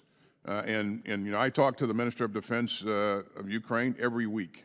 And so he is clearly aware of what we're doing, engaging others, and looking around the world to try to get additional capability. But well, you have our commitment and my commitment as I talk to our allied leaders, which I do several of them every week in my 2 capacities in committees. So I'll continue to emphasize to them the importance of doing that too. One other quick question, just to expand a little bit on what Representative Khanna had just said. Few people in the world, I think, know as much as you do about the difficulties and challenges of urban warfare. I believe you have, and I know the President has talked about lessons learned that we've learned as a country ourselves. You talked about some of the military logistical issues. Can you just briefly, in the short time here, there are other issues too in lessons learned in those types of warfare situations, and they affect the civilian population too. Can you just briefly tell us what you've learned? It's clearly one of the lessons that we've learned is that you have to make sure you're doing all you can to protect civilians, and because if you don't, then you'll create a longer-term problem for yourself as some of those civilians then turn against you in the future. And so we've emphasized that a number of times to our colleagues and continue to do so. And I talked to my counterpart in Israel on a weekly basis. We've talked some 40 plus times since October 7th. And these are things that we continue to hammer home. But yeah, I think it's an imperative. Yeah, and I must say, your constant efforts all through this, given the fact that you overcame some of your own health issues, is really extraordinary. And I want to thank you for that, and I yield back. Chair now recognizes the gentleman from Tennessee, Dr. Desjardins. Thank you, Chairman. I thank the witnesses for their service and appearing here today. General Brown, has the need for land-based leg of the nuclear triad decreased since the decision was made in 2014 to recapitalize the ICBM fleet? No, it is not. Okay. Since that time, China has undertaken what multiple STRATCOM commanders have described as a breathtaking expansion of their nuclear arsenal, including a massive investment in silo-based ICBMs. Do you think that strengthens the case for modernizing our ICBM fleet? It does, and I would say just when you think about our complete nuclear portfolio, not only our ICBMs, but also with our maritime-based capabilities, but also our bombers, all those play a role, particularly when you think about the aspect of not only you have a PRC that's advancing, but you also have Russia as a nuclear threat as well. Okay, so to be clear, it's your best military advice that we'll need an ICBM capability for the foreseeable future. Is that correct? It is, because that it's all part of the triad, and each part of the triad actually plays a key role to ensure that we're able to not only our strategic deterrence, but the extended deterrence it provides for our allies and partners as well. Okay, thank you. Secretary Austin, I agree with your sentiments that Ukraine is morally right in its resistance against Vladimir Putin and the Russian army. However, I don't think that alone should guarantee United States assistance to carry on this fight in perpetuity without any clear, coherent plan or strategy. And these feelings are shared by my constituents in Tennessee, and I think their frustration is building as the question of what the end game is here continues to go unanswered. Can you help us today describe how things are going to turn out better in the upcoming 8 months? We're over 2 years into this war. We've contributed a lot of money. We've just approved another $61 billion. How do you see this playing out over the next 6 or 8 months? Yeah, thank you, sir, and thanks for your support with the supplemental. We've been clear from the very beginning that what we want to see is a democratic, independent, and sovereign Ukraine that has the means to defend itself and deter aggression going forward. Now, there are some things in the immediate term that I believe that Ukraine needs to be able to do. One is to maintain access to the Black Sea because, as you've seen here recently, they have managed to continue to export grain, using the Black Sea corridor. They also have to defend in the north and east, where we see Russia mounting increased small attacks and probably maybe are looking to mount a larger attack in the north and east. That's their industrial base, so they have to support that. And then the third thing I think they need to do is to place additional pressure on Crimea. As you know, Russia is using Crimea as kind of a transit zone to push up supplies and personnel in support of their efforts in southern Ukraine and eastern Ukraine. So again, our overall goal is to make sure that Ukraine, at the end of the day, remains a democratic, independent, and sovereign state that can defend itself. Okay, and that doesn't really answer the question as far as a strategy. Maybe I didn't ask it directly enough, but I mean, as far as an end game, do we see a peace settlement? Do we see outright victory? How long will it be before they come back to the well? We just did $61 billion. There's been a lot more prior to that. What can we tell people? I mean, the president actually did try to explain this a little bit last week in response to the aid package. He was on TV, or at least a visible press conference, where he tried to describe it. We've been imploring the DOD and the administration to tell the American people why this is so important, why this investment is there. So what is, in your opinion, the end game timeline? When will it be needing more money, and what's victory look like?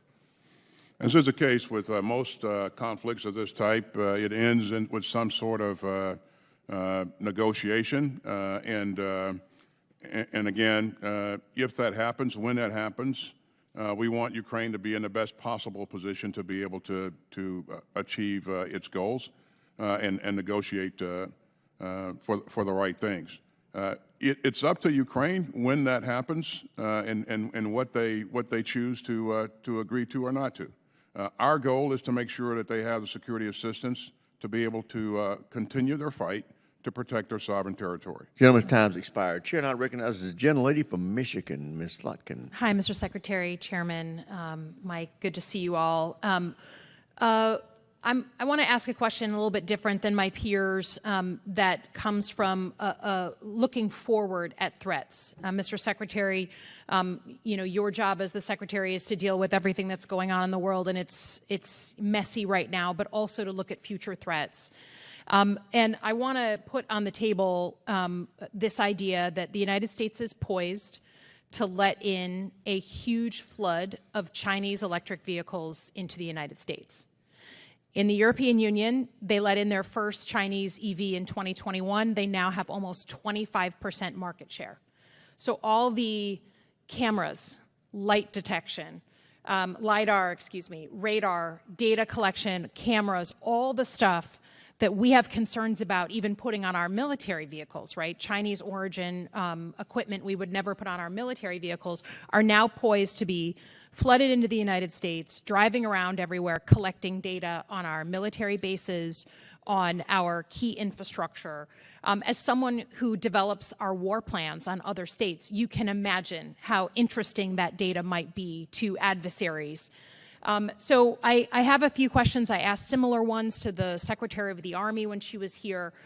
They're not gotcha questions. I'm a CIA officer who is trying to process that we're concerned about data, who owns the data of a thing like TikTok, and the idea of a fleet of vehicles coming into the United States collecting all this data that's housed and handled by the Chinese Communist Party really bothers me as a national security issue. So I have just a series of questions. They're not gotcha questions. They're just legitimately, would we want a potential adversary to have high fidelity 3D maps of every military base and installation in the country?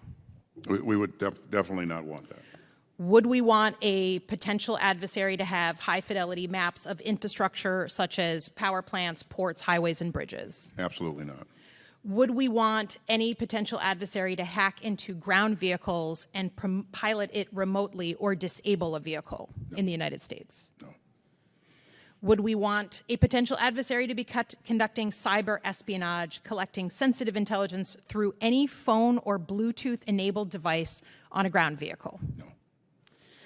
Okay, you get my point here. I think the thing that I'm concerned about is that the United States, we're a free market economy. We value that. We're good capitalists.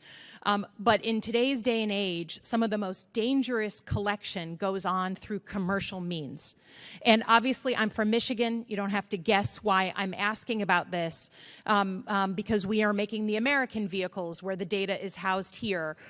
We asked for a report from the Department of Defense a year ago about the national security implications of Chinese connected vehicles. We have not gotten that report.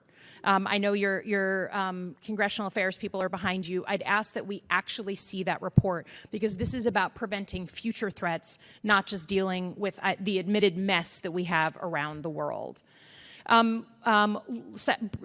Changing gears, I just have to ask, we had General Kurilla, the head of CENTCOM, here in front of our committee a few weeks ago, and I asked him, as one of our most decorated officers who got shot 3 times in Mosul, has served in Iraq, has served in tough places, what is the military strategy for Rafah? Can you articulate the Israeli military strategy for going into Rafah? I'd have to let the Israelis articulate that strategy. Have they provided it to you? We've gotten some concepts, but in terms of detailed plans. Okay, so no, we haven't gotten the military plan. For the pier that's being set up, as I understand it, as many as 1,000 U.S. uniformed officers are going to be involved in setting up that pier. A smaller number will be resident there. If we are shot at, if more artillery is shot at us, who is responding, and with what operating procedures is that military responding? General Brown and I have spent quite a bit of time with General Kurilla working through our force protection plan, and I'm confident that he's put the right measures in place. Will the Israelis be responding if the United States is shot at? The Israelis will provide additional security in the area. That's right. I just think, given the differences I think we have with the Israelis on civilian casualties, we better get right clear about what the response is going to be when we are shot at, since I don't think many Americans feel that it reflects the same values that we have here. Thanks very much. Ladies' time's expired. Chair, and I recognize the gentleman from Florida, Mr. Gates. Let's stay on the same subject. Ms. Locken just said there'll be about 1,000 U.S. service members operating a pier system off of Gaza. How many of them will have guns, Mr. Secretary? Well, typically all of the deployed service members carry guns, and they have the ability to protect themselves if challenged. So if someone from land in Gaza shoots at our service members who are on the $320 million pier that we're building, you're telling me our service members can shoot back? They have the right to return fire to protect themselves. Now, Well, do we think that's like, so now I want to move to the likelihood that you think someone from land in Gaza might shoot at our service members on this pier. Do you think that that's a likely scenario? That's possible, yes. This is a very telling moment, Mr. Secretary, because you've said something that's quite possible that could happen, right? Shots from Gaza on our service members, and then the response, our armed service members shooting live fire into Gaza. That is a possible outcome here so that we can become the Port Authority and run this pier. Right? That's correct. You know, I expect that we will always have the ability to protect ourselves. Don't you think that counts as boots on the ground? President Biden told the country that we weren't going to have boots on the ground in Gaza. And we won't. Okay, but you guys parse the distinction between, like when Americans think boots on the ground, they think Americans in harm's way or engaged actively in a conflict. You guys seem to be sort of saying that boots on a pier connected to the ground, connected to service members shooting into Gaza, doesn't count as boots on the ground? It does not. I think you're going to find the American people have a different perspective on that. And if we're going to have people shooting into Gaza, we probably should have a vote on that pursuant to our war powers. But I want to bring us now closer to home and the F-35 program. Is the F-35 program a failure? No, it's... Okay, so let's go over, how much does an F-35 cost? Well, it depends on the variant, but... 100 million? Safe to say? 100 million a copy? Okay, so we just had the Air Force in here, and I said, what percentage of these F-35s are fully mission capable? And they said 29%. Do you have any basis to disagree with that assessment? I don't have any basis to disagree with the Secretary. So at 100 million a copy, 29% being fully mission capable, does that seem low to you?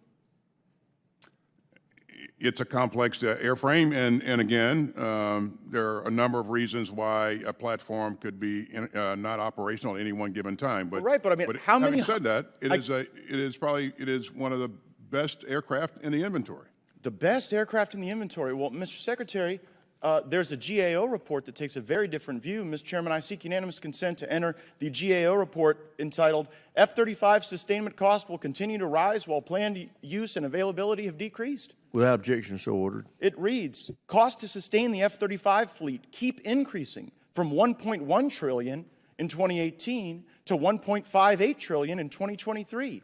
Yet DoD plans to fly the F-35 less than originally estimated, partly because of reliability issues with the aircraft. The F-35's ability to perform its mission has also trended downward over the last 5 years. Is there any of that in the GAO report that you disagree with?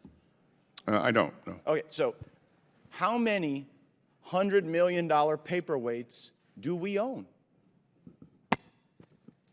I would not categorize the F-35 as a paperweight. Well, if it's not mission capable, if it's, what do we just stare at it and admire it? We continue to work to make sure that we get our aircraft operational and continue to. I don't know. Don't you think at 100 million a clip, more than 29% should be fully operational? And if the fact that we can't get them operational, you know what Secretary Kendall said when he was sitting in that chair? He said the core root of the problem is that we had let Lockheed Martin build this thing, and then we gave Lockheed Martin the full system performance contract. And they keep bilking us, according to the GAO, and we sit around staring at a $100 million airplane that can't fully perform the mission, and you're sitting here telling me it's not a failure. Just own up to it, Mr. Secretary. Just say, this airframe has not delivered, it's too costly, it's not being utilized as we should, and we should never again make the mistake of doing a full system performance contract with the very person who built the aircraft. Could we agree to that? I agree. In the future, we should have a different approach. I'm sure that Secretary Kendall also told you the committee is going to the things that he was doing to get the approach quite quickly. Yeah. Gentlemen's time's expired. Let me give people our situational awareness. Votes have been called. There is a series of 9 votes, 6 amendment votes are 2 minutes. My plan is to continue for about another 15 minutes. before we recess and then come back at the conclusion of the votes. The walk-off time will be 12:30. With that, Chair, I recognize the gentleman from Massachusetts, Mr. Moulton. Thank you, Mr. Chairman. Mr. Secretary, you said your budget priorities are near-term readiness, modernization, and support for troops and families. Those absolutely seem like the right priorities for me. Chairman, you've famously said, quote, accelerate change or lose. And of course, you're talking about our pacing challenge, China primarily. But Mr. Secretary, you also explained that your budget, quote, dials back some modernization. Now, how is that compatible with accelerate change or lose? So those platforms that won't deliver capability before 2030 are the ones that we chose not to invest in this budget. Now, we recognize that we will invest in those programs in the out years, and that'll require an increase in the top line. Mr. Chairman, most of this committee is in wholehearted agreement that this budget is inadequate, but why would you delay modernization rather than following the lead of the Marine Corps and just cutting old systems, many of which are big and expensive to maintain?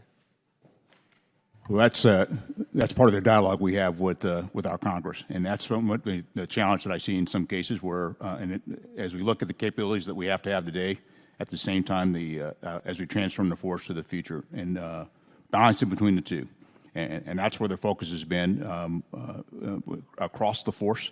This is an area that we got to continue to have dialogue of the things that we were willing to let go of, so we can actually invest in and modernize in the future. Well, I have no doubt that this is your philosophy. I question whether it is really the focus across the force. I mean, I think with the exception of the Marine Corps, and a bit of credit is due to the Air Force as well here, there's been a real reluctance to divest of old platforms. I mean, I asked this question of Army leadership just last week. I said, give me an example of one old platform that you're cutting to make room for modernization. And the Secretary of the Army used the Future Reconnaissance Attack Aircraft, a future capability. She's talking about cutting a future capability. Can you give me, Mr. Secretary, just a couple of examples of old weapon systems that are big and expensive to maintain that the Army is cutting to make room for modernization? Well, certainly, I mean, if you had the Secretary of the Army here to speak to that, I'm sure that what she told you is accurate. So I won't challenge that. But there are things like older artillery platforms, like the M777 that we provided to Ukraine, that we no longer use in our inventory to the extent that we were before. That we're moving out of the inventory.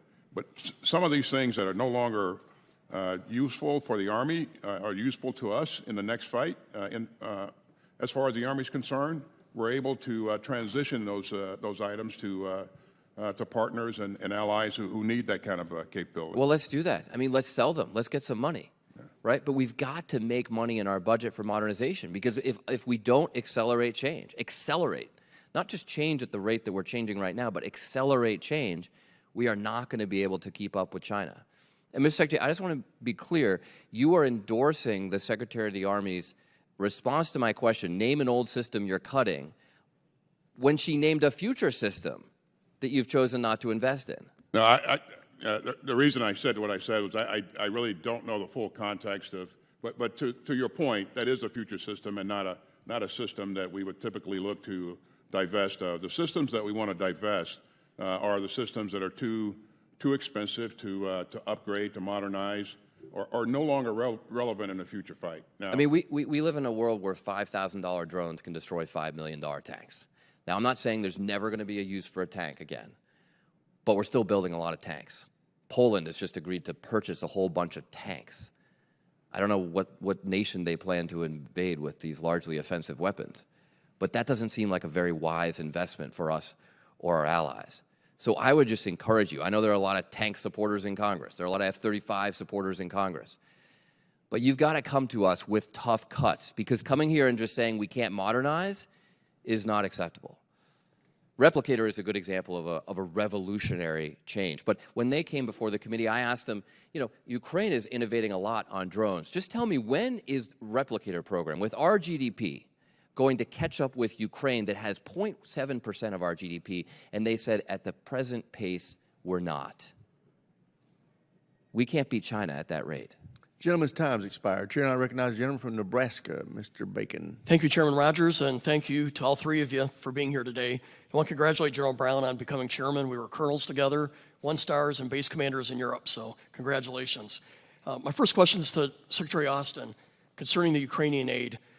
Is it the administration's plan to send long-range ATACMS to Ukraine? I hope it's yes. We have already done that, sir. Already done it, so, but the intention is to keep sending more. Well, we will provide as much capability as we can. Okay. So. I think that we want to ensure that we're sending difference makers. They're not feeding into the gridlock, from my perspective. General Brown, I want to talk about nuclear survivability. You know, for 29 years, we flew the Looking Glass 24 hours a day with a general on board that could take over our nuclear forces of the White House, the Pentagon, or Stratcom was hit. In 1990, we stopped flying that mission and had it on ground alert primarily. We think the threats are back to what they used to be with the behavior of Russia and the behavior of China. And now we have weapons that can strike us in 15 minutes, so we think it's even more imperative to have this capability. What are the plans to bolster our nuclear command and control survivability?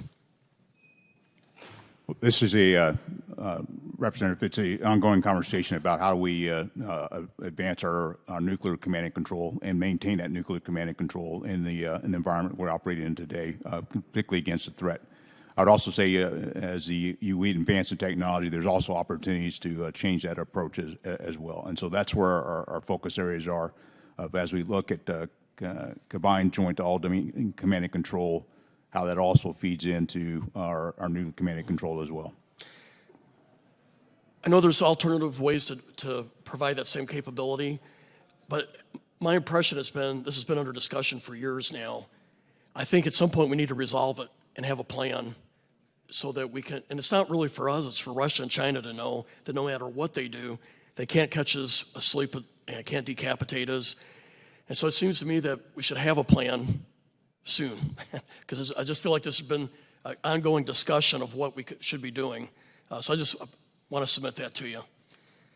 Back to you, Secretary Austin, on Taiwan.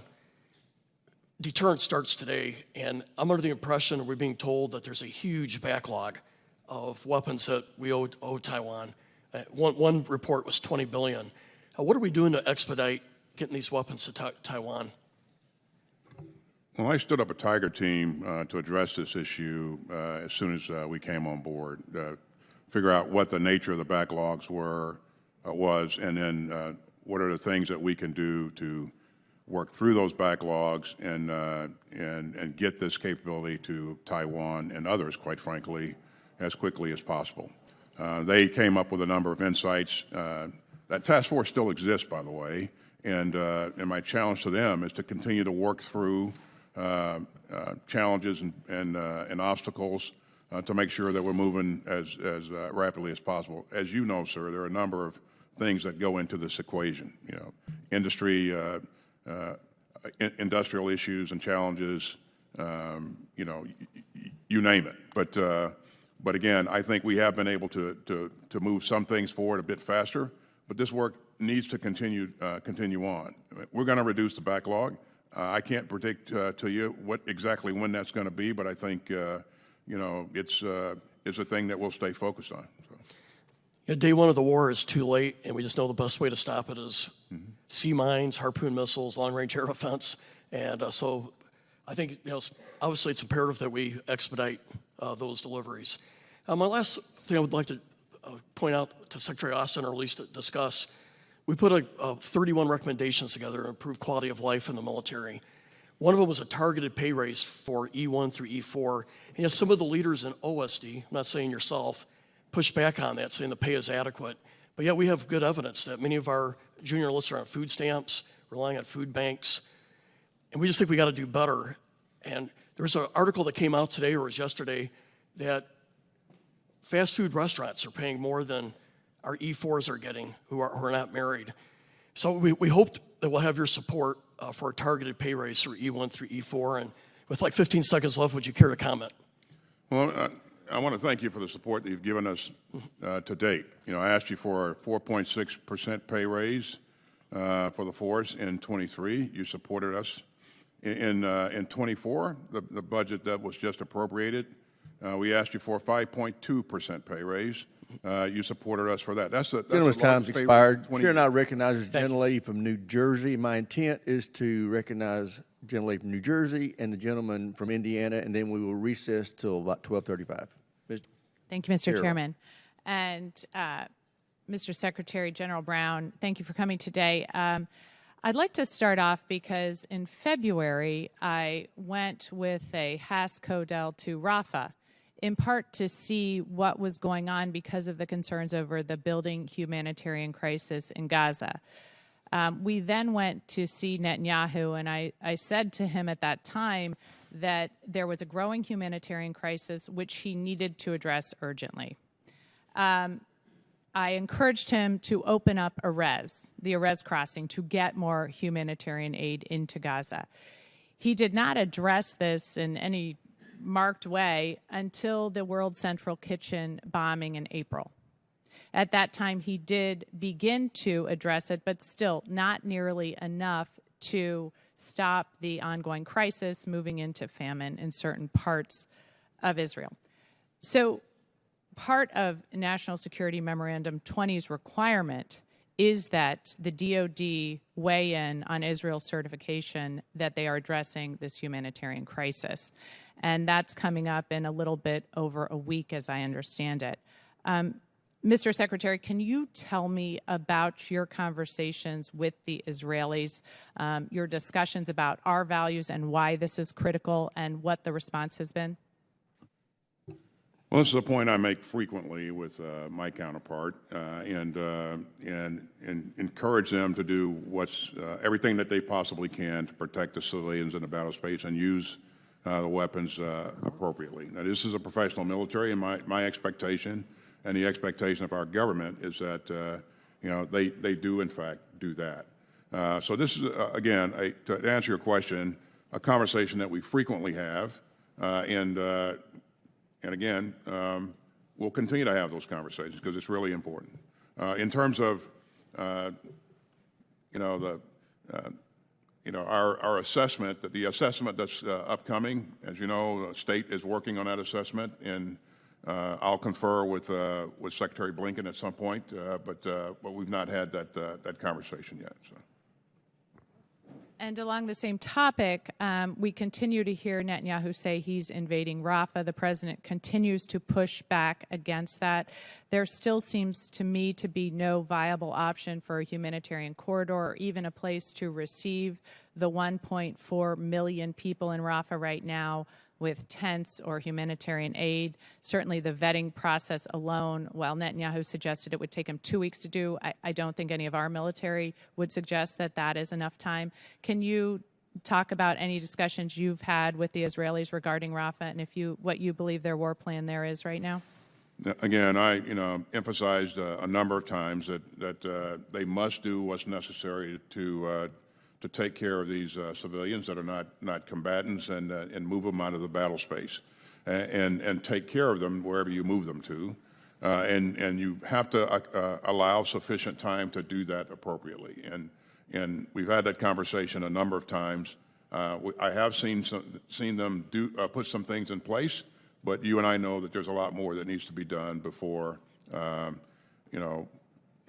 we can say that they've accounted for these civilians and taken care of them. I've also asked them to do things sequentially. So that must be the first thing that must be done before they consider any other military operations. So. Thank you. And then changing topic, you know, I've grown increasingly concerned because we've seen some of the Supreme Court cases on abortion, and recently one of those has been EMTALA, the Emergency Medical Treatment and Labor Act, and Title X does not cover that. Title X does not cover what EMTALA calls stabilizing care for our civilian facilities, meaning it's not just the health, it's not just the life of the mother, it's the health of the mother. I remain concerned that our servicewomen are not being given the opportunity or the protections of their health, and that means that in these hospitals, their reproductive organs are not protected. So in other words, the doctors are not required to give them treatment simply to preserve their ability to have children in the future. Have you looked into this, and are we taking any further steps to protect our servicewomen and give them better reproductive health care? No, we've not, the reproductive health care policy that we have in place does not specifically address the issue that you raised, but it's a valid issue for sure. I would recommend you get her an answer for the record, because we got to go to Mr. Banks. Gentlelady's time's expired. Gentleman from Indiana is recognized. General Brown, according to the Blue Star Family's 2023 annual survey of military families, trust in the military is down to the lowest that it's been in 20 years, down sharply nearly 20% since President Biden took office. The poll also says that only 32% of military families would recommend service to a relative. That's down 55% since 2016. The National Independent Panel on Military Service and Readiness poll says that 68% of active military members have witnessed the politicization of the military. And the Reagan Institute poll in November of 2022 says that only 48% of Americans had a, quote, a great deal of trust in the military, down from 70% in 2018. What do you attribute that to? Well, I appreciate the question, and I'm not sure what I attribute it to. But one of the things I'm focused on, and I highlighted in my message to the Joint Forces, trust is the foundation of our profession. And what I'm focused on is, as a chairman, is that our trust goes through our members, to their families, our local leadership, and to the nation. You would agree those are disappointing numbers, startling, if they are true, really fact? I will tell you that, as a senior military officer, I want the nation to trust us.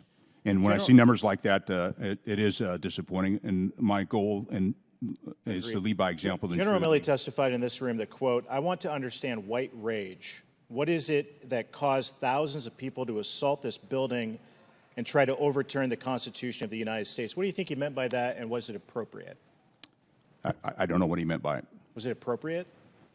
I'm not going to comment on it. General Milley confirmed that he secretly called Speaker Pelosi about President Trump's mental fitness and nuclear command authority. Do you think that's acceptable conduct of someone in your position? Well, I'll tell you, in my position, what I will continue to do is provide professional military advice. Would you ever be open to a call with Speaker Johnson about President Biden's mental fitness? When I talk to Speaker Johnson, I'll talk to him about the things that are tied to my military advice. It wouldn't be appropriate, though, would it? Someone in your position. I'd focus on providing military advice. General Milley told his aides that President Trump was preaching, quote, the gospel of the Führer. Do you think it's okay for the chairman of the Joint Chiefs to compare the commander-in-chief to Hitler? In my position, I would... Really? Yes or no, General? No. Is that appropriate? It's not appropriate. General Milley testified in a question to me that he, quote, does interviews regularly with print media, books, documentaries, videos on TV because, quote, it is a part of a senior official's job. Do you agree that talking that frequently to the media is part of your job? Do you talk regularly off the record to book authors? Since I've been in this position, I haven't talked to a book author, but I do talk to the media off the record. Okay. General Milley testified to the Senate that he talks to the media, quote, 2, 3, 4 times a week, and that it is, quote, very important to make sure that senior officials talk to the media. Do you talk to the media 4 times a week? Not quite that frequently, no. During his farewell address in reference to President Trump, General Milley said, quote, we don't take an oath to a wannabe dictator. Do you think it's acceptable to cause the current commander-in-chief a wannabe dictator? I choose my words wisely. It's not appropriate, is it? No. To call the commander-in-chief a wannabe dictator. Your term ends in October of 2027. There's a presidential election coming up. The current president might win. The former president might win. That's why this matters. And the politicization of the military is something that I think all Americans care deeply about, because it contributes to that decline in the public trust.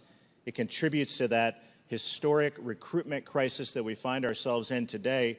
And I'm just curious, General, I've always wanted to ask you, how can we repair the damage done by your predecessor, who will always have a reputation as perhaps the most political general that's ever sat in the position that you sit in today?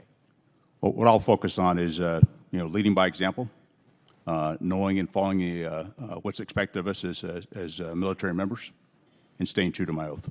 I think it's really important. Thank you. I yield back. I thank the gentleman. As I said earlier, we will now recess for votes. My plan is, as we walk off the floor at 12:30, we'll reconvene approximately 12:40.